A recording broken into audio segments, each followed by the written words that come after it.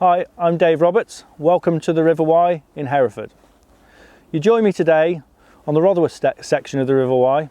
This is controlled by Docklow Pools and it's a cracking stretch of river. There's all kinds of different pegs along here, shallow gravel runs, there's deep water, slower water, and just about all the species that are in this river are in this stretch. The swim I've chosen today is on the upstream part of the beat.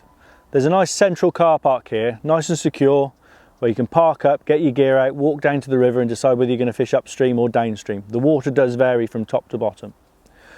Access to the water is brilliant. There's a nice footpath all the way along that'll take a nice trolley, or even just if you're just travelling light you can walk. There's no hardship in getting to the pegs. The pegs themselves are well dug out, they're well fished and well maintained, so you can get comfortable whether you're on a seat box like me, or if you've got a chair, or if you fancy a roving approach and you just want to drop a bit of bait into a few pegs and get down on your knees and proper go wild. The tackle we need is fairly basic really. There's lots of myths about the gear you need to fish this river, but ultimately today we're fishing for barbel, we're going to fish feeder. So for that I need a feeder rod. It needs to be strong, ideally long. I use a 13 or 14 foot rod, but a 12 foot rod would do the same. A nice strong reel with a loading of line, probably in about 8 pound breaking strain.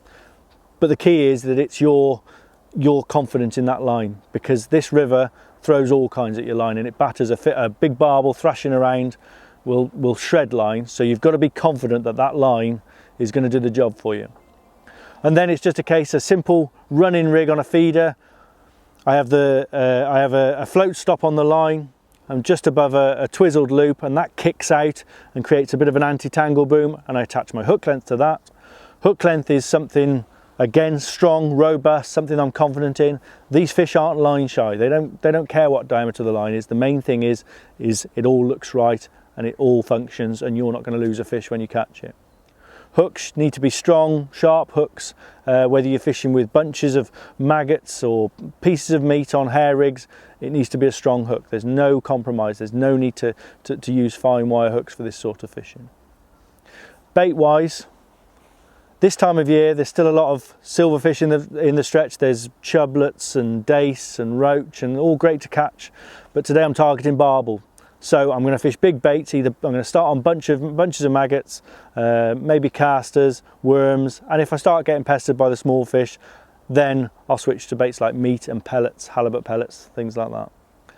Today's session has been absolutely brilliant. I love being on the river at this time of year. It's autumn time, the fish are starting to feed up for the winter.